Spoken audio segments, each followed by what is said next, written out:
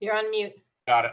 Yeah, sorry, just caught my, hi everybody, I was on mute. No, I'm not muted. And I want to say good day, one and all, and welcome to our Zoomcast here, Spirit and the Machine, Catholic Responses to an Increasingly Artificial World. My name is Michael Murphy. I direct the Hank Center here at Loyola.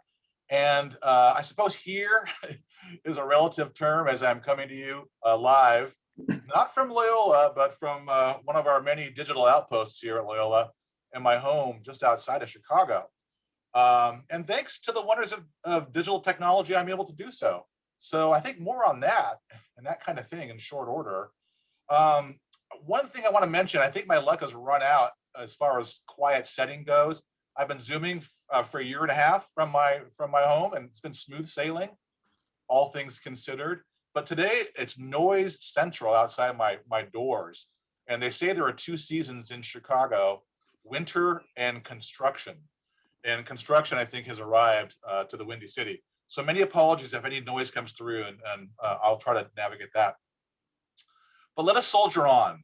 And on behalf of our Hank Center staff, Center Manager Megan Toomey, our graduate assistant, Kathleen McNutt, and on behalf of our generous co-sponsors, America Media and Nick Sawicki, the Markula Center for Applied Ethics at Santa Clara University, and Don Hyder, and the Center on Religion and Culture at Fordham University, and David Gibson.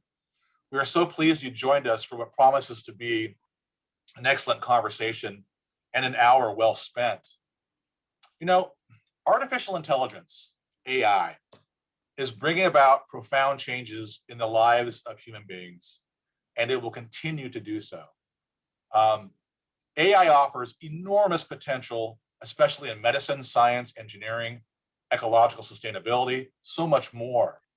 AI and the automation of work, which is kind of associated with it, can improve social coexistence and personal well-being by augmenting human capabilities and enabling or facilitating many tasks that can be carried out more efficiently and, in some cases, more effectively.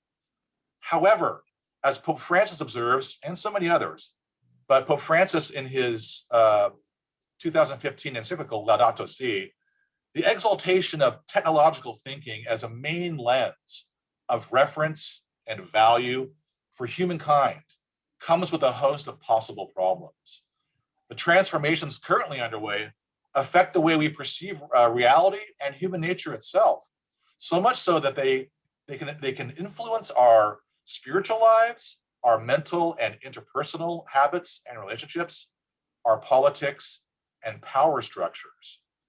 Recently, Pope Francis observed yet again on the topic of AI, and he observed this: now more than ever, we must guarantee an outlook in which AI is developed with a focus not on technology, but rather for the good of humanity and of the environment, of our common and shared home, of its human inhabitants who are inextricably connected to one another.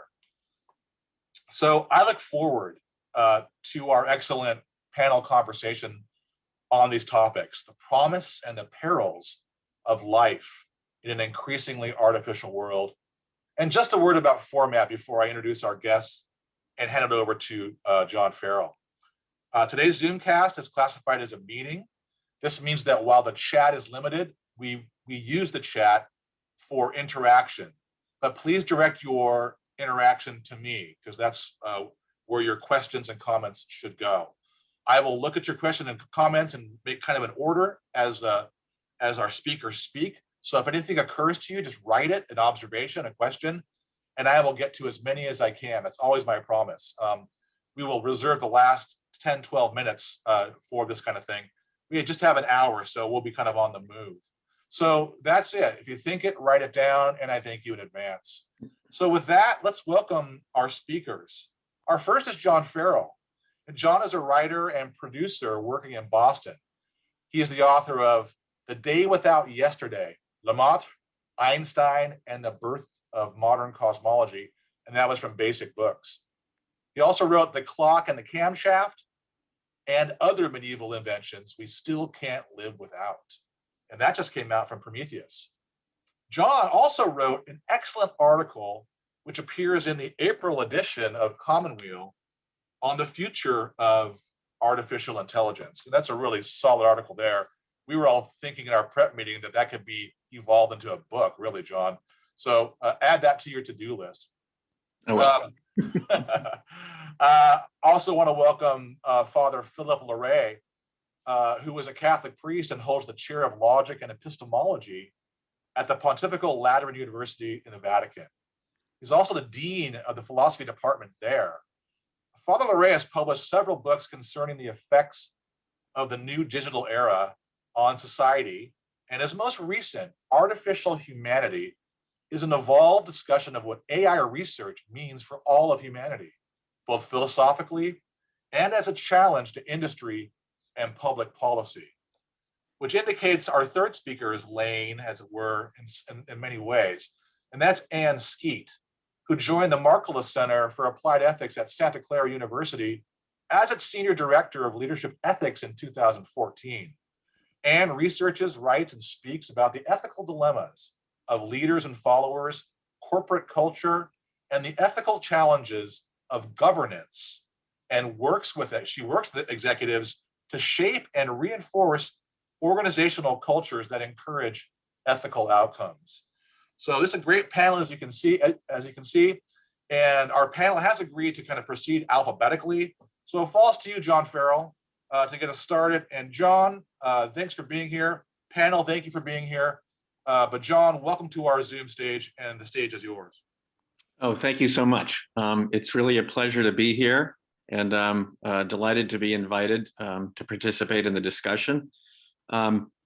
As a writer, I come from a background, I should say my focus of interest is history and science, and within that, in particular, religion and science as a part of that, and even more particular, the Catholic Church's role in the rise of science going back to the Middle Ages.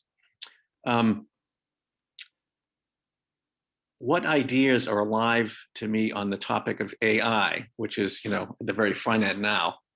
I'd have to say the potential for true artificial intelligence, I think, is the most fascinating. And by that, I mean, I'm following the work of Judea Pearl at UCLA, who is interested in machines that can think causally. Right now, the hype is all around deep learning and machine learning, and we're all going to discuss that. But I think the potential for true artificial intelligence raises a host of really interesting and perhaps disquieting questions. The second thing that fascinates me is how the hype is obscuring the current dangers and challenges posed by artificial intelligence. We've seen it recently in the past couple of elections in the US, where AI algorithms in social media have contributed to a great deal of strife and bitterness and alienation amongst Americans. And part of that too connects to the other disquieting aspect of AI as it's currently understood, and the hype tends to obscure, and that is its unpredictability. Which leads me back to what I started with, whether AI will be conscious. And a fascinating question around this is the assumption that if we create actual causally thinking artificial intelligence, it'll be conscious. But as writers, AI specialists like Susan Schneider have pointed out, we shouldn't necessarily make that connection. Because we're biological beings and we're surrounded by biological beings, we tend to assume that intelligence implies consciousness. And we can see it in animals. We assume animals are self-aware, they have a subjective sense of self. But what if there's no connection and we create artificial intelligence that really isn't conscious, but is super intelligent, or its consciousness is so far removed from ours, we can never actually hope to understand it, which makes the unpredictability factor even more disquieting. So that's all the kind of potentially disturbing aspects of artificial intelligence that I'm interested in. On the more positive side, I'm really kind of excited about how artificial intelligence and robots could very rapidly expand space exploration that's off Earth. On Earth, I think artificial intelligence can also help the desperately needed work to renew the climate and to help put a stop to the climate change, which is leading to so many dangerous events occurring. And then, of course, at a more personal level, health and wellness, how machine intelligence, artificial intelligence, and the products of it could help people suffering all sorts of disabilities, neuro disabilities and physical disabilities. So that's basically kind of my focus of interest on these questions. That's great. Father LaRae, John, thanks so much. We're going to circle back to those great issues, but Father LaRae, please jump in. Thank you, Michael, and thank you, John, for those comments. It's also a pleasure for me to be here, which is in Rome, so I'm not actually sure where here is anymore with Zoom conversations, because this is a very important issue, and I think it's admirable that the Hanks Center is hosting this panel so that we can deepen the discussion around this issue.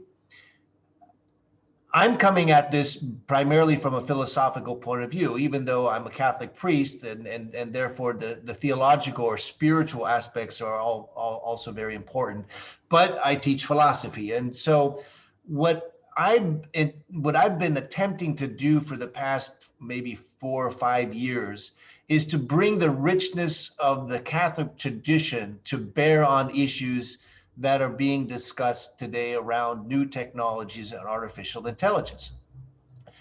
I'm convinced that an Aristotelian Thomistic framework is very convenient and very apt in order to discuss artificial intelligence and other new technologies also. In what sense?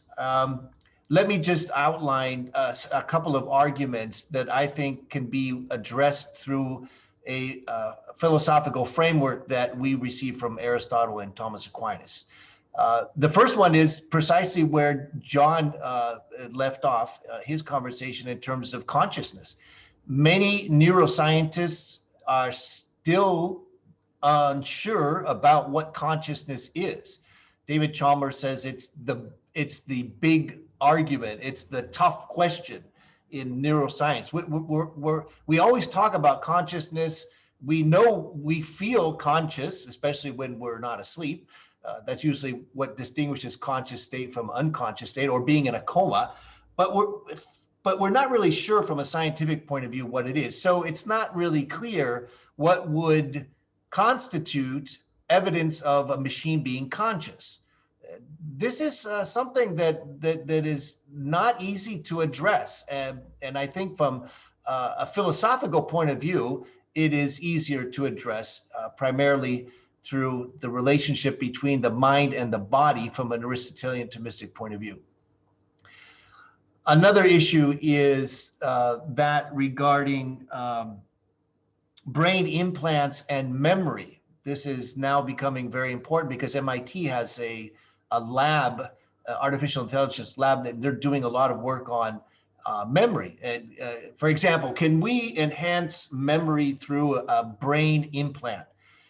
Thomas Aquinas would say yes. He's not alive, and they didn't have brain implants in the 13th century. But Thomas Aquinas states that memory is an internal sense, and therefore it depends on the material substratum of the brain. So let's talk about radical memory extension. Can it be possible? Elon Musk is trying to do exactly this. Can we implant a chip in the brain that would allow our memories to be amplified or even suppressed? The government, the US military is working on this to suppress memories of soldiers coming back from the front. I think the answer is yes. It's not easy to do. The technology is very invasive right now, but there is a lot of work being done not only in MIT, but also at Berkeley, the University of California at Berkeley. Radical life extension. Aubrey de Grey and Ray Kurzweil speak a lot about radical life extension. Live Long Enough to Live Forever is Ray's subtitle to his book. Some even are speaking about immortality. Is there a way to achieve immortality through digital enhancements? People are really beginning to speak about these issues, which of course the Catholic Church has always spoken about. The union between the mind and the body, the separation of the soul at the moment of death, the afterlife. It's fascinating to hear engineers from Google now talking about these kinds of issues also. Again, only through a adequate philosophical framework can these issues be addressed. And it's fascinating to hear, to see how software engineers and specialists in AI like Demis Hassabis in London are actually seeking out people in the Vatican in order to talk about these issues. Pope Francis himself, as Michael has quoted, has mentioned these issues. The Pontifical Council for Culture is very close also to these kinds of issues. Archbishop Paglia from the Pontifical Council, the Pontifical Academy for Life, is also brought together tech specialists and also entrepreneurs in order to speak about these issues. We talk about uploading consciousness. There's a lot of movies out there, which I love. I'm a huge sci-fi fan. One of the best on this issue is The 13th Floor, even though it's not very well known, but it talks about uploading a consciousness into a simulated reality, which is Los Angeles in the 1930s, I believe. But Transcendence with Johnny Depp, even you could talk about The Matrix. There's a lot of movies out there that talk about uploading our consciousness to a digital format. The ethics involved in AI. Again, you need a philosophical, and I think that Anne will speak to this, you need a philosophical framework to understand what is ethically appropriate when we talk about these technologies. And again, Aristotle outlined his ethical framework at the Nicomachean Ethics. And finally, transhumanism. Transhumanism is becoming very popular, not only in Silicon Valley, but Yuval Harari speaks about transhumanism often in his books. He's very influential. He's an historian that teaches in Israel. But there are many people that are beginning to ask, what is humanity going to look like when we are able to unite with machines? Put it that in a simple way. Michael knows very well, and John also, we could talk for hours and hours on these issues, but let me leave my comments there so we can also hear Anne and then hear some of your questions. Thanks very much, Father Leray. This is going to be an interesting discussion, I think, because I can already find some points of contention with some of your perspective. And I'm used to being the one that's the more hopeful, optimistic in conversations, but maybe I'm going to turn out to be the pessimist or the naysayer in this one. I come to this conversation as a 31-year resident of Silicon Valley, where I've held a couple of different leadership positions, as a scholar of leadership ethics, and as a mother. And so I want to speak from those three points of view in terms of how this is coming to me right now. One of the things I say about having held leadership positions is that it's often the hardest thing for leaders to do is nothing, is to just sort of sit on their hands and let things evolve.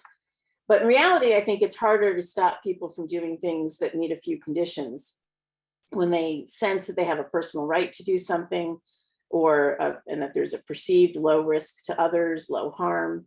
And we talk about that as sort of autonomy, right? We each get to decide what we want to do and make those decisions for ourselves. And there are several Catholic teachings that encourage that subsidiarity, sort of getting decisions down to the lowest level in organizations and groups to be made by people whenever possible. But here in Silicon Valley, there's an additional condition that makes it hard to stop people from doing something, which is if they can create something that's so cool, so bleeding edge, something that nobody's ever done before, and can be monetized, so much the better. So there's really this emphasis here in the Valley on new things, and that constant push for newness and fresh innovation is wonderful. And it's part of what made Silicon Valley sort of today's, Florence, Italy in a Renaissance way. But it also comes a bit with some hubris, and hubris that might get packaged as humility.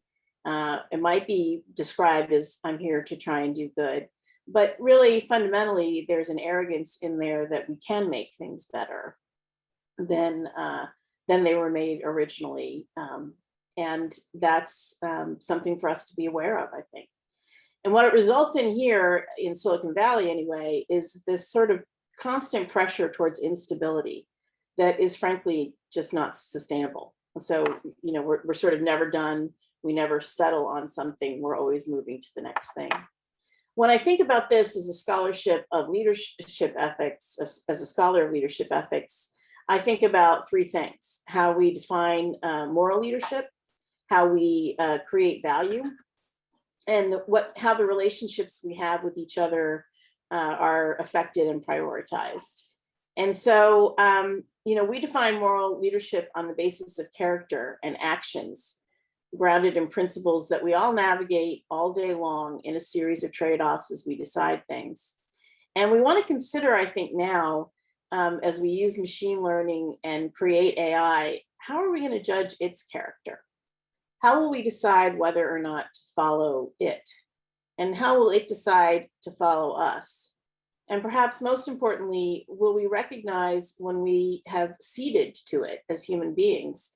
And I find myself on some days thinking that we've already done so. We have conversations like this, and we talk about the technological developments, and they continue, they march on, almost as if we don't have the free will now to stop it, to take kind of a global pause and have a humanity-wide conversation about what kind of world we want to live in and how much we value human beings over the ability to make the next cool thing.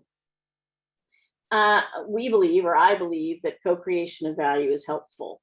We know when we talk about things like negotiations that win-win outcomes are the things that we try and encourage, where everybody gains something. In Jesuit universities, we use something called an integrative justice model when we're working with marginalized populations to encourage the co-creation of value with those populations, to work in collaboration with them, because we believe it leads to more humane, just, and sustainable outcomes. So now we have to add in the thinking about how does AI co-create with humans, and how we co-create with it. And the ethical lens that I bring to this is probably evident by now, is one of care ethics, originally put forth by Carol Gilligan, which asks us to think about how we care for ourselves, how we care for other people, and how we balance the two. And it's when we're finally balancing those two that we've kind of reached the highest level of conscience and moral judgment. And it's part of the reason I've been interested in considering the well-being of people in workplaces where AI is being introduced, because we need to be thinking about that trade-off. And then just finally, I'll say, as the mother of 2 children, including a 15-year-old boy, and as an educator, I worry about the subtle issues as much as the overt ones. Yes, Alexa might, mistakenly transmit a confidential conversation, and we think that's problematic. But I think we should be going a layer deeper. A friend of mine brought her high school age son an Alexa a few years ago. And I asked her if she had any qualms about the fact that he sat on his bed and asked an AI with a female name to do things for him all day. What if Siri or Alexa was named Bernard? Facebook may send a lot of confusing signals about whether it wants to connect us or make money off of us, but what signals are we sending when we choose to use it? What are we teaching our children? How to live a meaningful, purposeful life, or package the life that we live so it looks good on Facebook or Instagram? What expectations are we creating about the level of interest we expect people to have in the somewhat mundane details of our lives? Who cares if I got a triple cream latte at Starbucks this morning, or even if I just saw a beautiful sunset? It suggests that I can only enjoy the sunset if people know that I just saw a beautiful sunset.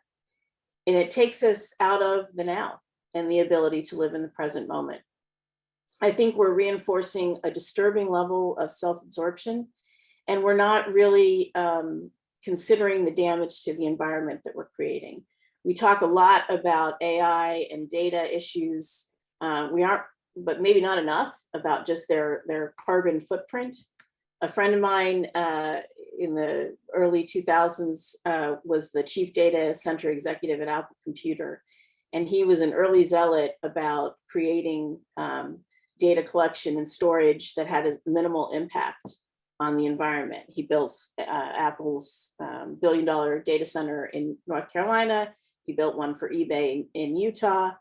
And what Olivier would say is no data center is more efficient than the one you don't have to build. And so there we are, back to doing nothing. So that's what's hitting me now, is who is thinking about doing nothing or pausing? I mean, I know there are dedicated professionals around the globe thinking about AI and all the problems it can solve and create, and a few of them are right here. But until we have some agreements and boundaries, I think we should be standing down on development of technology until we understand better and can think through how to manage the market.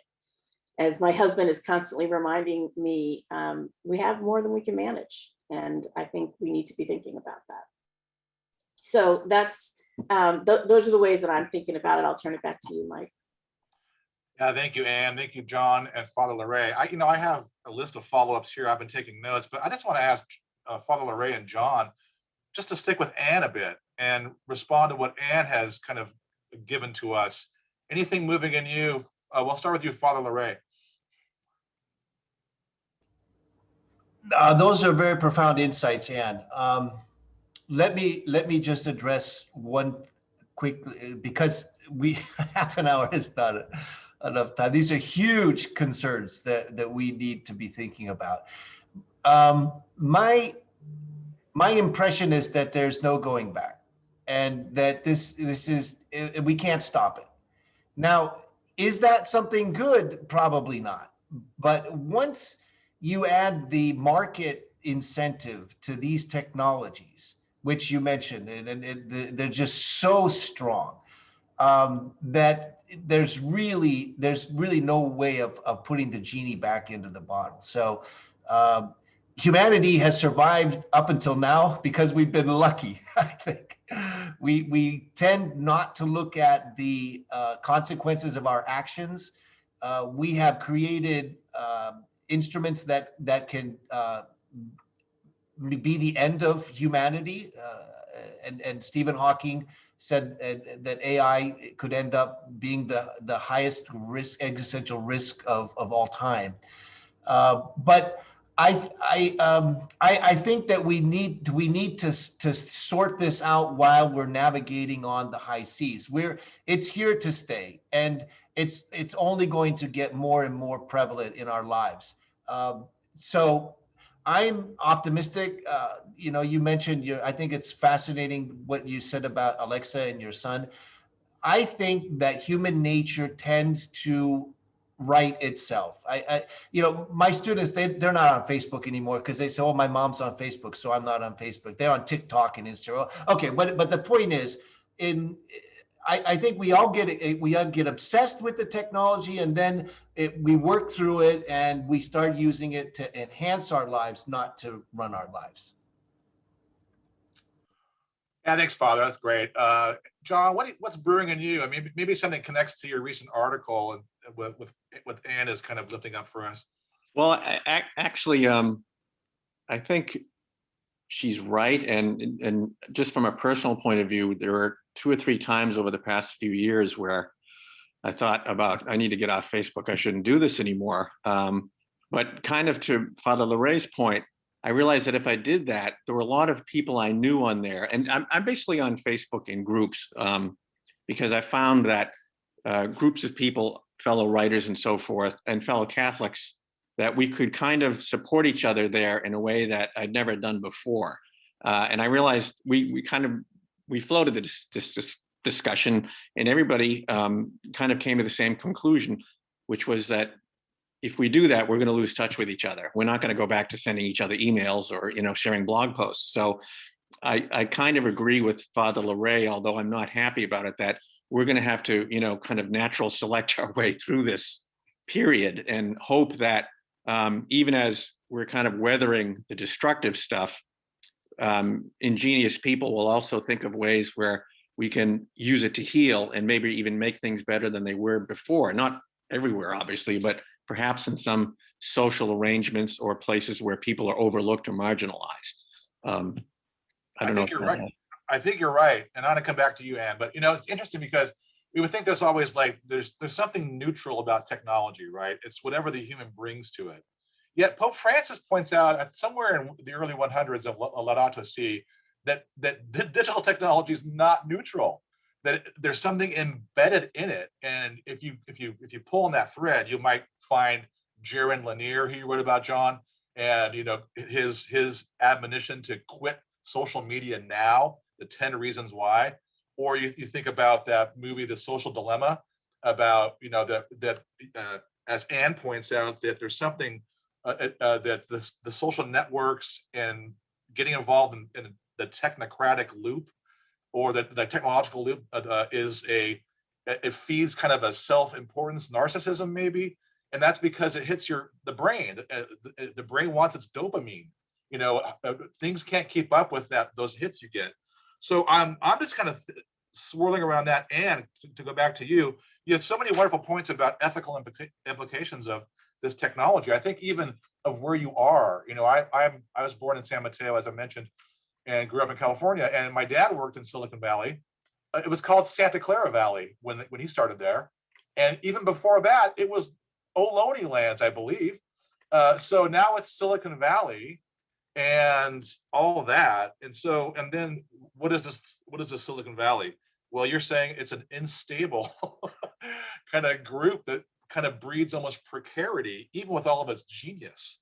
So I'm just, there's a lot here. And what do you think after listening to Father LaRae and John and me as you work through? Well, I like, thanks for bringing the richness of Silicon Valley's history forward. There's one moniker that you didn't toss in there that I think is also useful, which is the Valley of Heart's Delight. And that's what it was referred to when it was known largely for its orchards and for its agricultural bounty, right? And for the beautiful place that nature had created here. And I first of all, I love hearing from John and Father LaRae, because it reminds me, we have these discussions at the Markle Center on Monday mornings where we talk through emerging issues in the news. And Mike, as you know, I have a colleague, Brian Green, who has studied many things. He's got a giant brain, including transhumanism. And I remember the first time we talked about it when I first came to the center, and I was, shocked. It was news to me that people were really considering immortality, for example, as something that is viable and good. And I joked with Brian that I was going to get a shirt that said, I'm a deathist on it, because it was, to me, we're starting to tinker a whole lot without fully understanding the implications. And that's one of the fundamental questions in ethical deliberation, right? Which is trying to anticipate those downstream effects and say, or also as Brian and some of my other colleagues say, think about the terrible people. So I love and buoyed by all the wonderful examples that people have of the goodness that AI and advances in technology can bring to us. I've benefited from many of them. So have my family members, from medical and all kinds of innovation. And so I am so grateful for that. And I'm so still aware and feeling the need, particularly to speak for the children. And I feel like the children don't have a very good ambassador representing them in the world right now. And speaking both to the issues of intergenerational justice, climate is one of those, racism, some of those things, and certainly how we handle our technology, but just in the now, right now, what's good for children. And we know, we can see and document the harms that social media, for example, is bringing to children, even as we use social media in classrooms to good effect, and it's wonderful. We can't really put the boundaries around it that we need to protect the students outside of classrooms. And we know some really, really terrible experiences are being woven into what childhood is now, well before, frankly, the brain that we're all talking about is formed and can really handle it. Yeah, couldn't agree more. That data and those studies are staggering of the deleterious effects of that early encounter with digital culture. Really, they are. We have like the tail wagging the dog and having the technology out there, then trying to catch up with it, as you're suggesting. You know, we need. Father LaRae referred to this. We need days of reflection on this topic. We need Brian Greene. Brian Greene was instrumental in getting this together, and Brian Greene has a huge brain. You're right. But let's carry on with our structure here, and then come back with some viewer questions. So I'm going to go to the next thing and say, okay, Father LaRae, we'll start with you this time. Okay, what are some Catholic responses to an increasingly artificial world? Yeah, I'm not sure what you mean by that. Catholic, again, I would assume that you're asking me to come from the environment of the Catholic Church, and so I guess that would, for me, that means principally the Bible, the written word, the magisterium of the Church, so the history of the doctrine of the Church. Anne mentioned also the social doctrine of the Church, subsidiarity, solidarity. Distribution of wealth, the dignity of the human person in the workplace, a minimum salary, and it goes. I mean, it's very well structured. It just we don't talk a lot about those things. Maybe we should. And then, of course, the richness of the tradition. So that I was trained by the Jesuits. Michael, it's great to hear. My father got his PhD at Santa Clara University, probably before you were born. And I was born in Mountain View before Google arrived. It was a very low income section of the valley. And the government had just closed the Air Force Base a couple of years before we moved out there. And I asked my mom, you know, what would the house be worth today? She said about $3 million, and I think they sold it for $12,000 at the time. So the richness of the tradition of the Church, I think, can help frame a lot of these issues, and that's what I try to do in my book on artificial humanity. Yeah, thank you, Father LaRae. That's what I was kind of after. You really outlined, you know, the Catholic, you get all the levels and dimensions of it. I always think of the Catholic intellectual tradition.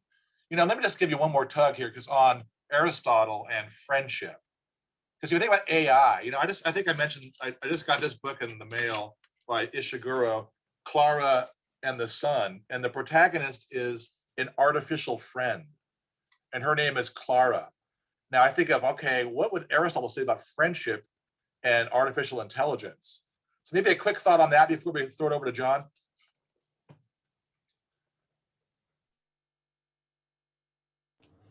Sorry, Michael, do you want me to touch on that or go to John on that? Yeah, no, yes, Father LaRae, I want you to, as an Aristotelian, think about maybe, you know, yeah, just the possibilities for friendship, maybe soul. There's questions about baptizing AI creations.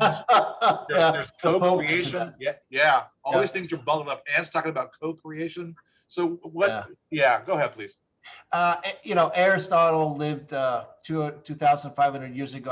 I'm not sure what he would say, but I think that a digital friendship would not fly for Aristotle. He mentioned specifically that friendships have to be real and interpersonal. They have to be between people in a physical realm. You know, you can have a friendship with someone by mail, for example, but it's not the same. He makes it very clear. He also says that when he talks about virtue, because friendship is the end of virtue, right? Virtue is the basis of the good life for Aristotle. He says one thing is to read about riding a horse, and the other thing is to be an expert horse rider. And in order to do that, you need a lot of time sitting on the back of a horse. And even actually Aristotle makes that example, but he talks about other, a carpenter, an expert carpenter is not someone who's read a lot of books on the carpentry, but who has experience making it. So I think he would say friendship has to be in the physical reality. Yeah. Yeah, thanks very much for that. Okay, John, what do you think? Catholic responses, again, very vague, but maybe, how do you think about that? Well, I can't resist, since you brought up the Keunwoo book, and Father LaRay mentioned being a science fiction geek. Speaking of friendship, there was a great novel, I think it was 1977, by Algis Budrys called Michaelmas. And he's sort of a huge media mogul, and he has an AI, basically an AI, I wouldn't call it a servant, it's almost a friend. His name is Domino. And the two of them together kind of solve the problems of the world at the time. And it's been a long time since I read the book, but it would almost make you challenge that idea. Although I do agree with Father LaRay that in the Aristotelian sense, you can't really be friends with a machine unless, and this brings up again the Aristotelian approach, which I really like. And this speaks to something that Susan Schneider is actually working on at her lab, Florida Atlantic University. Because I asked her, what if instead of one-offs, we started to build robots from used parts, pretty much the way we, as a product of evolution, we're built from used parts that have descended from other species. What kind of effect would that have on such a robot's sense of itself? And thinking about it in terms of, since the soul is the form of the body in Aristotle's terminology, would that kind of a robot have a different sense of soul than just, a box that was purely designed from the ground up to be this thing, which is a fact. That's almost like Frankenstein in a way. I mean, it really is, but please carry on, John.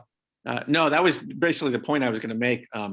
The Catholic perspective is that I like the idea only in the sense that I think AI is going to make us reconsider, or perhaps reappreciate is the better word, the whole Aristotelian view of the human composite and the soul as the form of the body, not just as this invisible entity that's fused onto us, which is more like, the Neoplatonic view. Yeah, it's outstanding. Thank you for drilling down, as they say, on those on the constituent parts of Aristotelian and Old Greek philosophy. It's really helpful. So, Anne, what do you think then?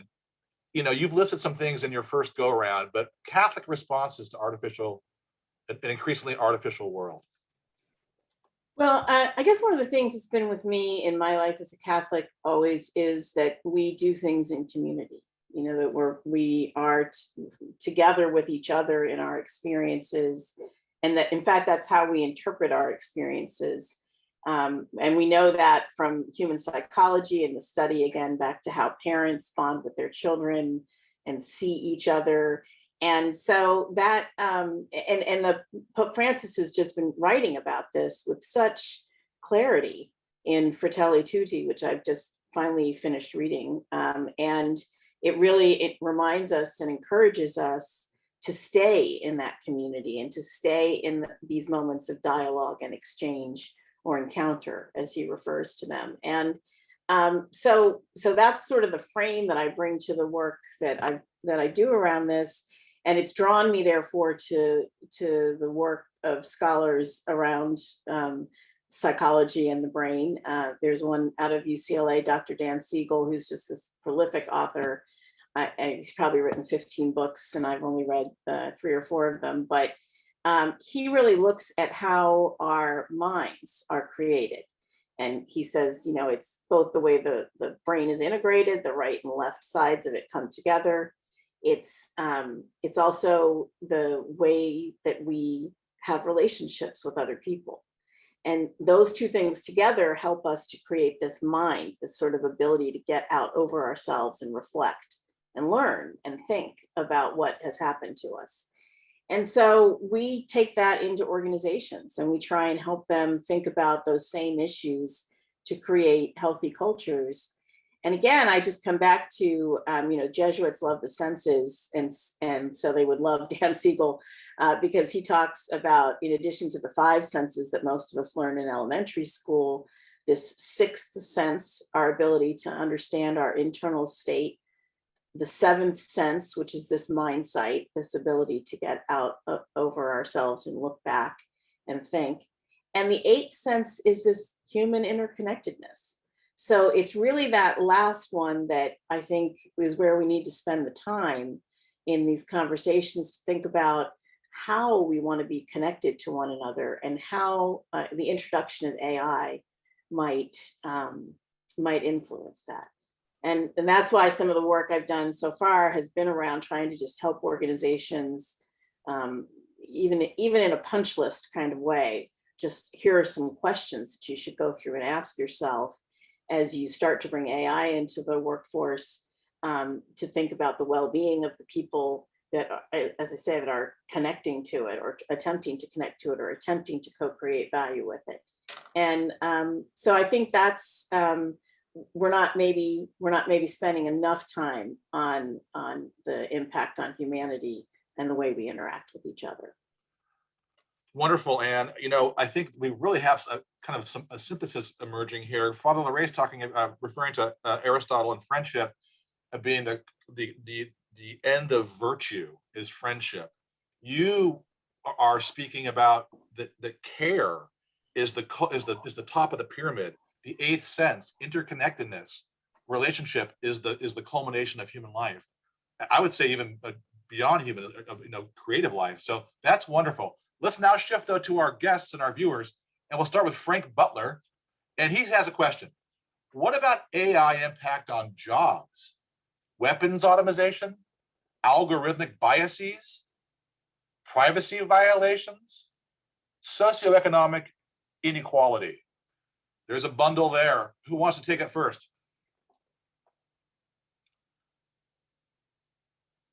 Maybe I can nominate. Okay, I saw you unmuting, Father LaRae. Please go ahead. Yeah, I'm unmuted to say I don't want to go first. It's just too much. Those are very complex issues that Anne and I have a mutual friend, Tae Yu from Cisco, and she's actually in charge of the World Economic Forum's task force on the future of jobs. So, there are a lot of smart people out there that are thinking about these things. Again, I think in the short term, AI is creating jobs, but in the long term, it's going to take jobs. But that's kind of human evolution. Many Americans used to work the land; they don't anymore. 2% of Americans are involved in agriculture. 100 years ago, it was 82%. So I'm optimistic. I think that people will find other jobs if their job is replaced by an AI. But again, I don't think this is imminent. I mean, within the next 10 years, I don't think we're going to have a massive unemployment. It's one of the things I disagree with Tristan Harris and the social dilemma. I think it's going to be more gradual. Thank you, Father. Anne. Yeah, I would just say I agree with Father that it'll be more gradual. But again, we have some choices that we can be making about how those transitions happen. And we can look to technological changes that have come into other industries, and how we've kind of preserved the dignity of people, whether it's with guarantee of work, even if the work changes, that will retrain you or will out-train you, if you will, as you leave our organization. I was really struck, it's probably 3 or 4 years ago, I participated in a Fortune CEO conference by how many of the CEOs were speaking, and these were in closed conversations. So, you could imagine maybe some ethics washing or some virtue signaling going on, trying to position, their companies as being very thoughtful and all of that, and caring about people. But in reality, the only audience they had was each other. And the conversation sounded very genuine to me about their rethinking their obligation about when their relationship with employees ends. And as whole job categories are no longer needed, I think there's a recognition in corporate leadership that they have some both obligation and then, call it enlightened self-interest, that it will, accrue back to them to thoughtfully and responsibly train people with new skills for whatever is next, still as part of their initial employment relationship, even with the company that they might be leaving. And I found that to be very progressive and leadership, and the kind of thinking that we need to be bringing to the conversations that we're having with organizations like the World Economic Forum, the United Nations, and all the major faiths in the world. Thank you, Anne. An observation from you, John? Yes, I find that actually very uplifting, because I think I mentioned before that article last week by Thomas Edsall in the New York Times, and he's talking about the next bloodbath, basically, which AI is going to cause. Up until now, it's been the displacement of people without college degrees who are used to manufacturing jobs. And he thinks that the next really bad wave is going to be people who do have college degrees but are in middle management, and that AI and technology is going to displace them. So that, to Anne's point, it's very necessary that we have that. Well, one, that I'm glad that the business leaders are noticing this, that we really need to think about investing in human beings and not just, what's the technology that's going to, make more profit and, cut back our taxes, that kind of thing.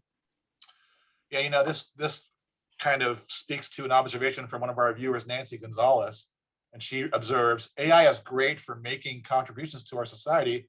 However, we, the body of Christ, we believe in the imago Dei. Thus, no machine or software can replace us, can replace our humanity.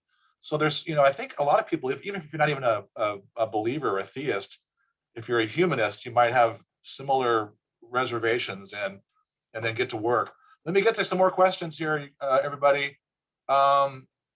This is one, maybe Anne might have began with this with Alexa, but this is from Michelle Gorman. What about the racism that's embedded in technology? The mindsets of humans get embedded in the tech. Anybody have a thought on that?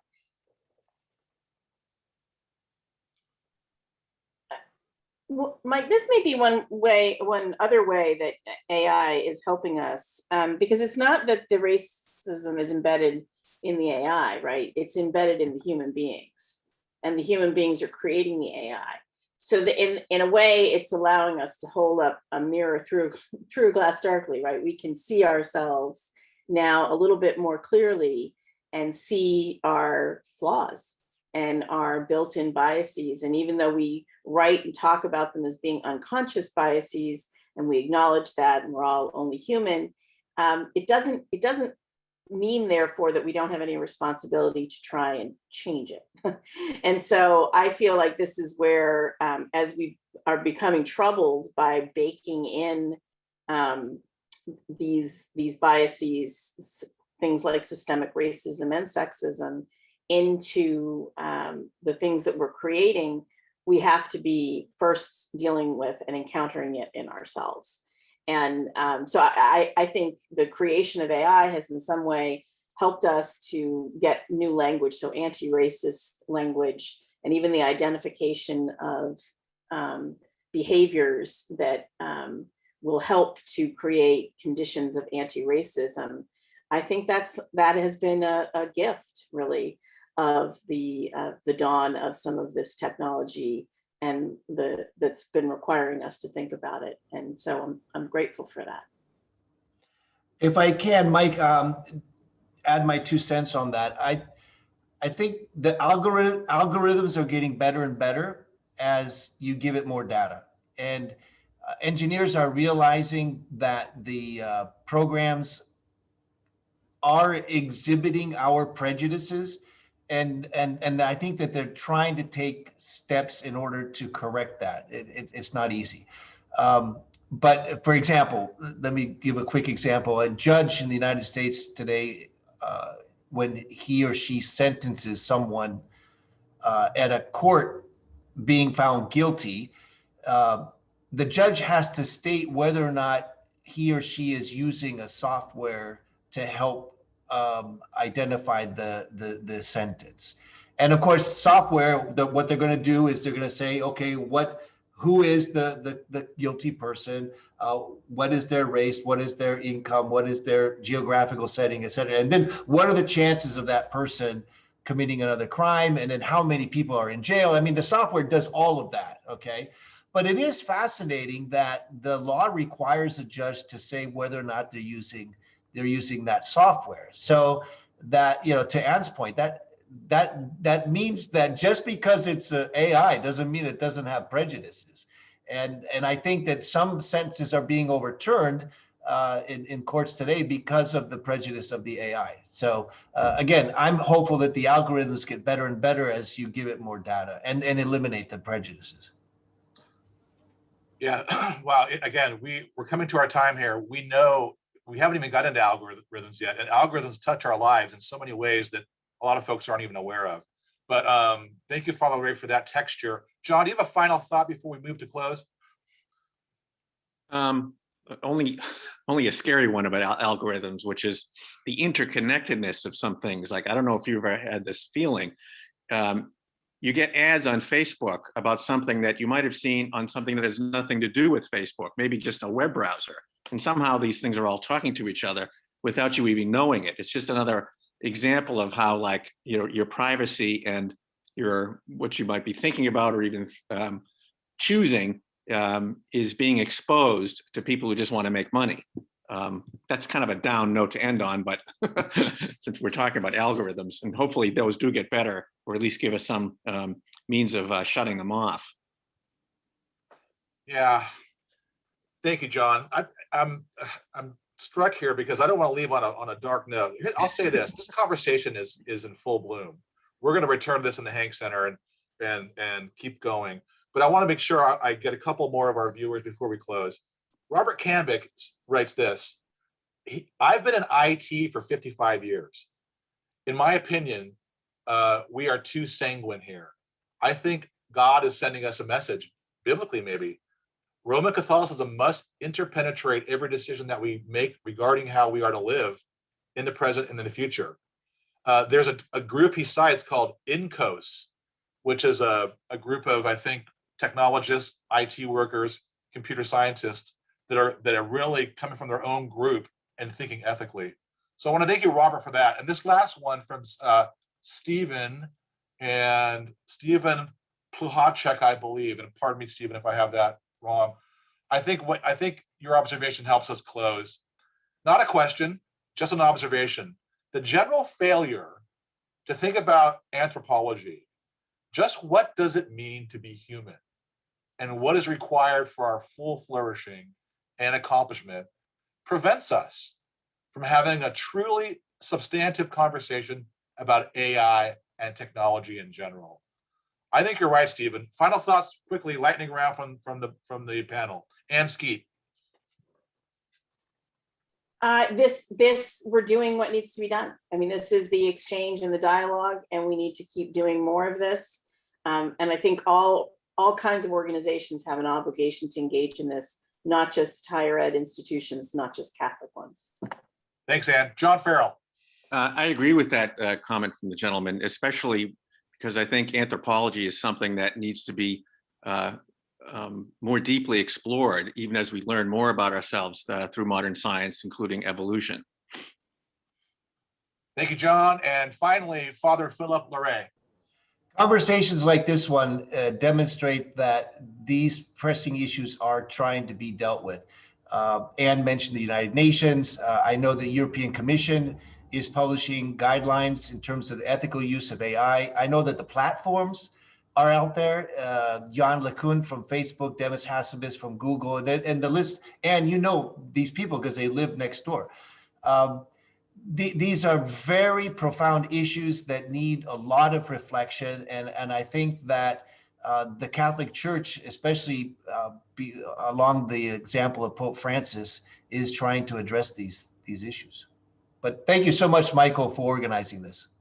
Thank you, Father Larray. Thank you, Ann Skeet, and thank you, John Farrell. Thanks also to Megan Toomey and Kathleen McNutt. And thank you, viewers, for taking time out of your day. Blessings to all, and thanks again. Thank Have a you so good much. day. Take care.